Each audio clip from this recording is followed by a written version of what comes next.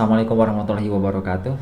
Bagaimana kabarnya teman-teman? Semoga hari ini dan hari-hari yang selanjutnya kita diberi kesehatan, diberi kebahagiaan dan kesuksesan. Amin ya Allah ya Rabbal alamin. Kali ini kita akan membahas mengenai akuntansi keuangan lanjutan 1 dengan subbab mengenai akuntansi untuk kantor pusat dan agen.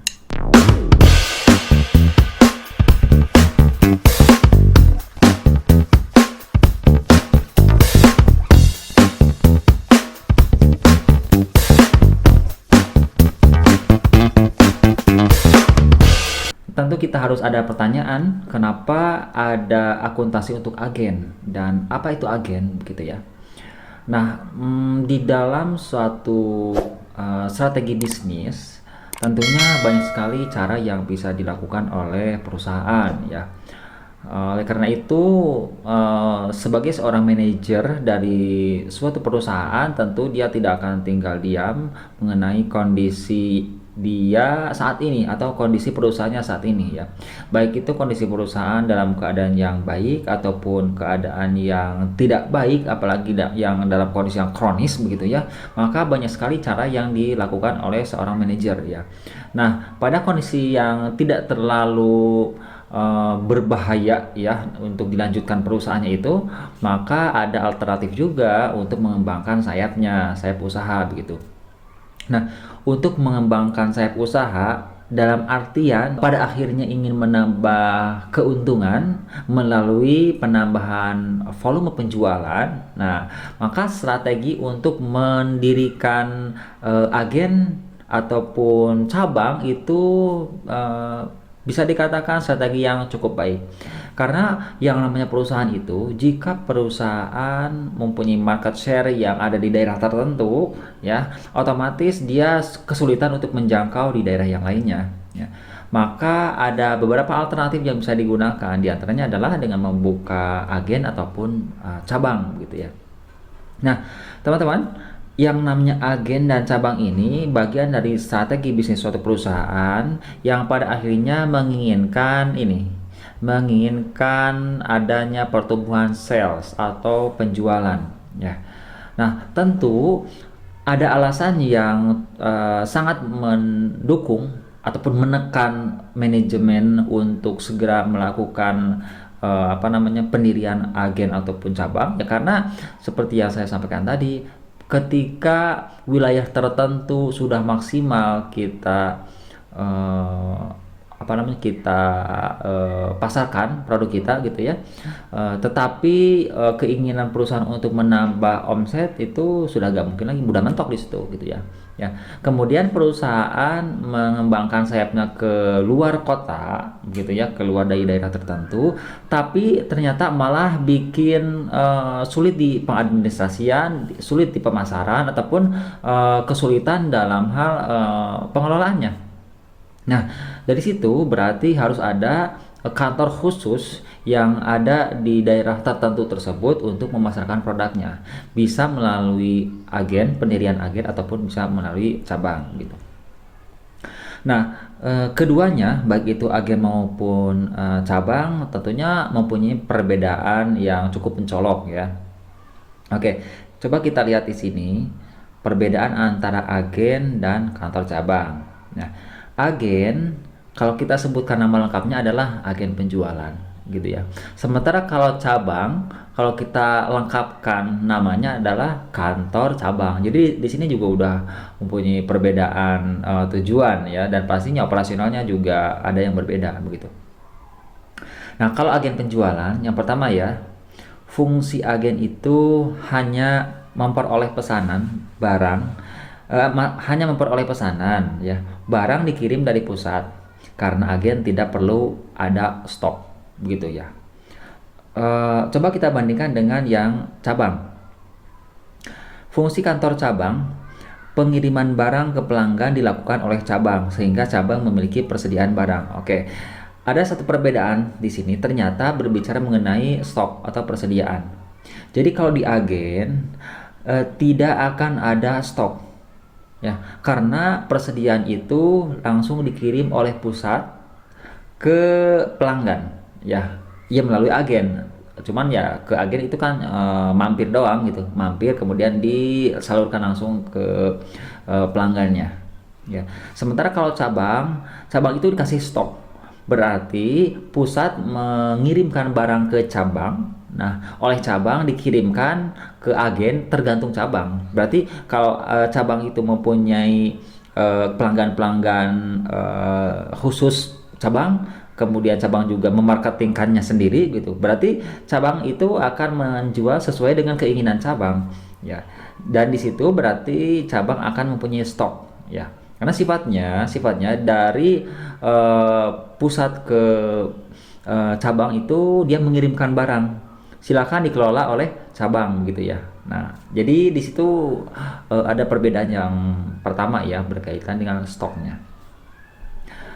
Kemudian yang kedua, agen itu tidak memiliki wewenang untuk menyetujui penjualan kredit ataupun mencatat ataupun menagih piutang dan lain-lainnya. Oke. Sementara kalau di cabang itu diberi wewenang. Ya, kalau kita sambungkan dengan alasan yang pertama, ya, berarti di alasan pertama itu juga udah nampak bahwa agen itu dia tidak mempunyai banyak wewenang. Agen itu cuma perantara stok yang dari pusat mau ke pelanggan melalui agen dulu gitu kan. Otomatis di situ pun dalam hal penentuan harga jual, penentuan apakah ada perubahan metode penjualan dari tunai ke kredit, itu ternyata tidak berhak agen untuk melakukan itu. Termasuk juga mencatat dan menagih piutang, segalanya itu tidak bisa dilakukan oleh agen, ya karena itu haknya ataupun wewenang ada di kantor pusat, ya. Sementara kalau di cabang, karena dari sifat barangnya itu tadi di cabang itu mempunyai stok dan menjual sendiri oleh cabang, otomatis maka cabang mau menentukan harga jual berbeda dengan pusat, it's no problem. Kemudian cabang juga mau nagih utang, ya silakan. Kemudian cabang juga mau membuat pencatatan khusus, ya terserah cabang lah. Karena di situ cabang mirip dengan perusahaan yang berdiri sendiri tanpa adanya pusat, ya. Jadi seperti berdiri sendiri aja, tapi nggak berdiri sendiri begitu. Jadi seperti berdiri sendiri. Oke, itu yang kedua. Nah, yang ketiga, pendanaan operasional berasal dari kantor pusat berupa modal kerja. Nah, untuk agen, pendanaan itu dari kantor pusat itu berupa modal kerja. Oke, teman-teman. Yang namanya modal kerja itu ya adalah aktiva lancar, di mana dana yang terkumpul untuk operasional, ya, bukan untuk dibelikan untuk aset ataupun digunakan untuk hal-hal lain di luar dari penggunaan operasional inti perusahaan. Itu bukan seperti itu, ya, tapi hanya untuk modal kerja. Berarti ketika ada dana masuk ke agen, maka oleh agen hanya digunakan untuk transportasi, gaji gitu kan. Kalau di agen itu sewa, berarti bayar sewa ataupun listrik kantor, kebersihan kantor dan lain-lainnya. Nah, hanya seperti itu. Jadi untuk operasional inti aja. Nah, kalau di cabang ya, pendanaan operasionalnya itu berasal dari aktivitas operasi cabang. Artinya, pendanaan sehari-hari dari cabang itu dia berasal dari dana yang dia peroleh dari operasional dia sehari-hari. Ya. Artinya kalau dia ingin menggaji sekian, maka dia harus menjual barang yang begitu banyak supaya gajinya tertutup. Atau mau memperbesar gedung itu juga diperbolehkan, asalkan si cabang itu mampu untuk mengelola keuangannya.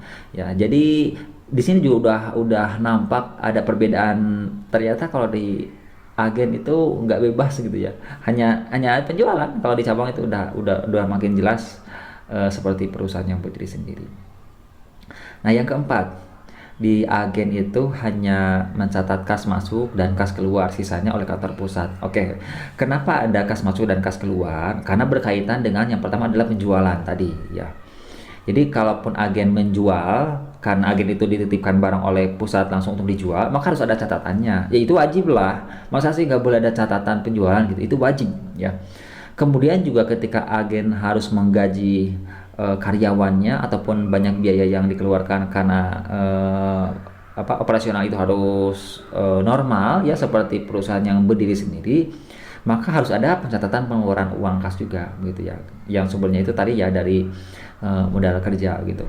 Sementara kalau cabang dia memiliki sistem akuntansi tersendiri ya. Kalau perusahaan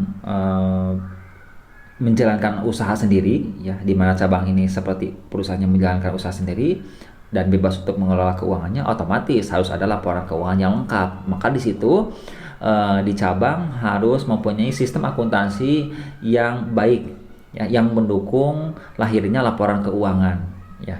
Karena yang namanya laporan keuangan itu adalah bukan catatan keuangan ataupun catatan penjualan dan pengeluaran kas begitu ya, tapi mencakup kinerja ya, mencakup laba rugi, mencakup posisi keuangan atau neraca, mencakup cash flow, arus kas dan lain-lainnya.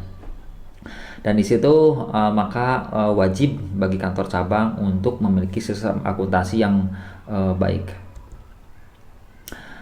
Nah, untuk agen, kita kembali lagi ke agen. Kenapa? Karena bahasan kita adalah di agen ya. Nah, khusus untuk agen, akuntansi agen itu ada yang metodenya itu ada yang terpisah, ada yang tak terpisah ya. Kalau metode terpisah itu berarti laba rugi setiap agen ditentukan terpisah dari pusatnya. Nanti pusat yang akan membuat pembukuan ya, karena tadi disampaikan bahwa di agen itu hanya mencatat penjualan dan pengeluaran kas, sehingga tidak akan ketemu yang namanya laba rugi, tidak ada neraca, tidak ada ya. Tapi kantor pusat yang akan membuat pembukuannya. Nah, maksudnya di sini ketika metode terpisah itu, kantor pusat akan membuat laporan keuangan dirinya sendiri dan juga laporan keuangan agen. Berarti akan ada dua laporan keuangan. Kalau agennya satu, kalau agennya dua ya bisa bikin 3. Kalau agennya ada 4, maka bikin laporan keuangannya ada 5, termasuk yang dirinya sendiri begitu ya. Nah, kalau metode tak terpisah itu, laba rugi setiap agen tidak ditentukan terpisah dari pusatnya. Artinya disatukan, udah gitu aja ya. Jadi nanti itu laporan laba ruginya bagi pusat itu dia akan berisi ya, termasuk laporan laba rugi agen begitu. Oke, lanjut. Dibuat rekening pendapatan dan beban untuk setiap agen ya. Kemudian kalau metode tak terpisah, pendapatan dan beban agen dicatat pada rekening untuk mencatat pendapatan dan beban kantor pusat.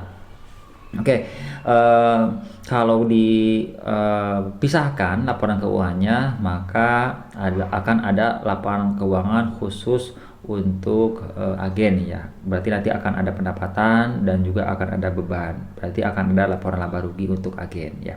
Tapi kalau metodenya tak terpisah disatukan ya. Kalau disatukan ya berarti nggak ada ya. Berarti hanya ada laporan keuangan saja yang isinya adalah pusat dan agen. Oke, kita sekarang ke kasusnya ya. Kalau berkaitan dengan akuntansi, maka kita langsung ke penjurnalan ya. Teman-teman, yang akan dibahas di video ini hanya penjurnalan ya. Tidak akan masuk ke buku besar, kemudian neraca saldo, kemudian kertas kerja sampai dengan laporan keuangan, tidak ya, karena itu sudah dibahas di video sebelumnya ya. Yang belum paham lihat aja di video-video saya yang sebelumnya. Sementara yang dibahas di sini adalah hanya jurnal, karena saya sangat mempercayai kepada kalian semuanya. Kalau jurnal sudah bisa, maka siklus akuntansi sampai dengan laporan keuangan itu sudah dipastikan bisa ya. Seperti itulah. Jadi bukan ranah kita sekarang membahas mengenai worksheet. Oke, ini kasusnya. PT Berdikari menjual produk vitamin yang memiliki kantor pusat di Yogyakarta dan membuka agen penjualan di Solo. Oke, gitu ya, udah jelas ya. Pusatnya di Jogja, agennya di Solo gitu. Dan ini adalah transaksi selama bulan Maret tahun 2020 begitu, disingkat saja. Nah, sekarang bagaimana kita menjurnal atas transaksi ini? Oke, kita masukkan ke pinggir aja ya, atau kita simpan di pinggir aja biar kita mudah untuk melakukan penjurnalannya. Yang pertama dulu, sebelumnya saya jelaskan lagi. Di agen ya, bahwa pembukuan itu pencatatannya dilakukan oleh kantor pusat, sehingga ini adalah transaksi dengan sudut pandang pusat ya, sehingga jurnalnya pun adalah jurnal yang akan dilakukan oleh kantor pusat. Oke, yang pertama, membeli etalase untuk agen Solo sebesar 3 juta secara tunai. Estimasi umur ekonomisnya 5 tahun tanpa nilai sisa. Depresiasi metode garis lurus. Baik, jurnalnya adalah, nah, ini dalam rangka pemberian fasilitas untuk kegiatan agen. Artinya gini, pusat membeli etalase, kemudian etalasenya disimpan di agen. Ya, jadi yang mengeluarkan uang kas adalah pusat, bukan agen. Ya, memang agen itu tidak diperbolehkan ya. Secara konsepnya seperti itu. Mungkin pada kenyataannya ada juga agen yang membeli aset gitu ya. Tapi seharusnya agen tidak membeli aset, artinya aset tetap gitu ya. Dan di sini peralatan itu adalah aset tetap gitu ya. Jadi agen itu kalau butuh aset tetap, maka aset tetapnya itu dibeli oleh pusat kemudian diserahkan ke agen seperti pada kasus ini ya. Pusat membeli 3 juta secara tunai ya etalasenya, kemudian etalasenya dikirim ke agen. Maka jurnalnya adalah peralatan atau peralatan kantor. Ini kantor pusat ya, peralatan kantor strip agen Solo. Nah, ini artinya adalah perusahaan pusat mencatat adanya pembelian aset tetap berupa peralatan yaitu etalase di agen Solo ya. Kenapa di sini ditulis agen Solo ya? Karena menunjukkan bahwa peralatan ini adalah ada di agen Solo. Berarti ini peralatan agen Solo ini adalah akun yang terpisah dari akun peralatan saja ya. Berarti nanti akan ada akun peralatan dan ada akun peralatan agen Solo ya. Akun peralatan itu ada di kantor pusat. Kalau akun peralatan agen Solo ini adalah akun untuk mengontrol aset yang ada di agen ya. Kalau agennya ada dua, misalkan ada satu lagi agen di Tasikmalaya, maka ada lagi akun namanya adalah akun peralatan strip agen Tasikmalaya. Jadi seperti itu. Oke, kita kembali lagi ya. Jurnal yang dibuat oleh pusat adalah peralatan agen Solo pada kas sebesar 3 juta rupiah gitu ya. Kemudian yang kedua, mengirim uang 8 juta ke Solo untuk modal kerja. Nah, kalau agen bahasanya adalah uang yang diserahkan itu adalah untuk modal kerja. Jadi untuk kebutuhan operasional agen ya. Nah, jurnalnya adalah berkaitan dengan pengiriman modal kerja ini. Di debitnya adalah modal kerja strip agen Solo, di kreditnya adalah kas ya. Kenapa di debitnya modal kerja agen Solo? Karena uang ini nih, uang yang 8 juta ini yang diserahkan ke Solo itu berupa kas ya, diperuntukkan untuk modal kerja, sehingga di neracanya PT Berdikari itu akan ada akun baru yang namanya akun modal kerja agen Solo ya. Kalau kita kan biasanya ya, yang namanya modal kerja itu akunnya terdiri dari kas, piutang, persediaan, perlengkapan, yang kayak gitu ya, kebutuhan operasional sehari-hari seperti itu. Itu modal kerja. Tapi kalau di sini karena pusat ini menyerahkan uang untuk modal kerja ke agen, maka di debitnya modal kerja gitu ya. Untuk kebutuhan apa ya? Operasional agen aja. Jadi di sini itu yang 8 juta ini asalnya berupa uang kas. Asalnya berupa uang kas ya, di debitnya itu ada uang kas, tapi sekarang uang kasnya ini diserahkan ke agen, jadi uang kasnya dikredit ya. Enggak kayak gini juga, misalkan di pusat ada uang kas nih sebesar 10 juta ya, kemudian yang 8 jutanya oleh pusat dikasih ke agen, di agen kan masih kas juga, jadi bukan ini ya, jurnalnya itu enggak kas di agen pada kas, enggak kayak gitu, tapi modal kerja pada kas ya. Jadi istilah modal kerja itu hanya untuk mengontrol bahwa itu adalah untuk kebutuhan sehari-hari dari agen begitu. Oke, selanjutnya yang tanggal 5 mengirim produk vitamin seharga 500.000 sebagai sampel sampel Solo ya. Vitamin ini adalah barang dagangan. Tapi ini teman-teman, vitamin ini dikirimkan ke Solo bukan dalam rangka untuk dijual, tapi dalam rangka sebagai sampel. Kalau sampel ini akan terkait dengan iklan ataupun promosi ya. Sehingga meskipun vitamin ini disimpan di etalasenya agen, itu tidak disebut sebagai persediaan barang dagangan. Begitu ya. Bukan, tapi itu sebagai barang promosi. Maka di jurnalnya oleh pusat seperti ini ya. Persediaan sampel agen Solo di debitnya, di kreditnya adalah persediaan barang dagangan. Oke ya. Jadi yang 500.000 ini barangkali ya di pusat itu adalah sebagai persediaan barang dagangan. Awalnya kan gitu ya. Tapi agen Solo kan perlu promosi juga. Maka sebesar 500.000 itu vitamin itu adalah diserahkan ke agen Solo. Oleh agen Solo dijadikan sebagai barang untuk promosi. Maka jurnal yang dilakukan oleh pusat itu adalah persediaan sampel agen Solo pada persediaan barang dagangan. Jadi bukan barang dagangan lagi. Jadi sudah berubah menjadi persediaan sampel atau persediaan sampel strip agen Solo. Kalau agennya di Tasik, maka persediaan sampel agen Tasik. Jadi seperti itu ya. Kemudian tanggal 15 ya. Menerima pesanan penjualan dari agen Solo sebesar 5 juta rupiah. Pembayaran yang diterima itu adalah 4 juta rupiah. Sisanya dibayar sebulan kemudian.